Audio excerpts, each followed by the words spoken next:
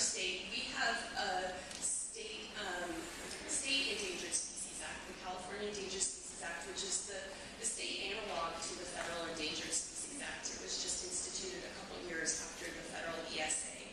And while the feds are looking to delist the species, California is actually weighing whether we should list the gray wolf and give it protections under our state ESA.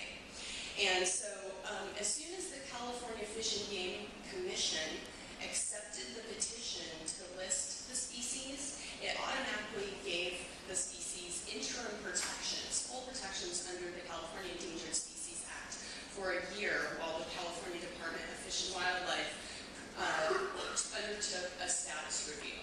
And they're trying to wrap up that status review right now, and they'll do a peer review of that with a number of scientists that are all wolf experts, habitat experts, population liability experts, and they'll have that peer review, and then they'll submit that to the Fish and Game Commission, and the commission will likely make a decision on whether to list the species or not, either late this year or in early 2014. And I was really glad to see that there were so many hands up when Bruce asked if folks knew that we had a wolf. California had a single wolf. We have not had a single wild wolf in our state since the 1920s. It had been almost 90 years since we had a wolf wandering in our state. So it was a really big deal. And so the California Department of Fish and Wildlife created a stakeholders group with environmental representatives such as myself, hunting interests, as well as agricultural producers, livestock producers, people that raise cattle and sheep. And we've all been working together on a state wolf management plan. And, as defenders thought that we should definitely also give wolves protection under our California State Endangered Species Act, because right now the wolf has gone back to Oregon, so we have a population of 0 wolves, and the species doesn't get a whole lot more endangered than that. Next slide, please.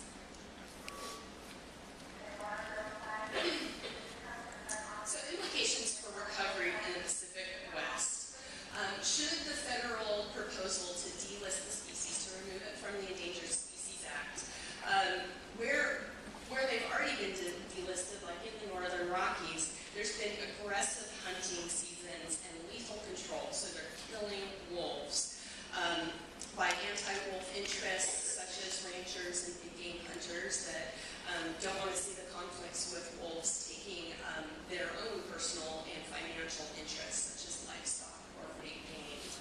And aggressive wolf management regimes may reduce the population of wolves so much in those core source areas that wolves won't be able to adequately disperse to unoccupied areas of their native range, including California and other western states.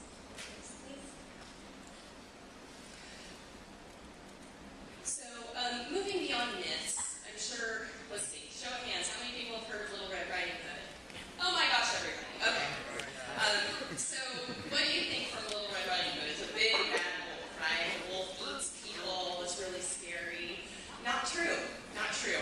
So, defenders made this bumper sticker called, it said Little Red Riding Hood lied, restore the wolf. We love wildlife, that's what we do. And it's really important to realize that wolves are very scared of people, generally. They totally avoid people when they can. And there have only been 2 human fatalities caused by gray wolves in North America, one in Alaska and one in Canada. And there are tens of thousands of wolves on our landscape. So human-wolf conflicts are very rare. But wolves have been maligned for centuries. So I do want to mention that I did bring our second run of these bumper stickers. They look a little different than that, but if you guys are interested, there's a short stack on the front of the stage here, so afterwards you can talk when you're welcome to take them. Next, please. Another major myth is that wolves are a major threat to livestock. This is an important misconception to clarify. So this image was compiled by the Sierra Club, and it's based on 2010 Natural Agricultural Statistics Service data. And you'll see that way down on the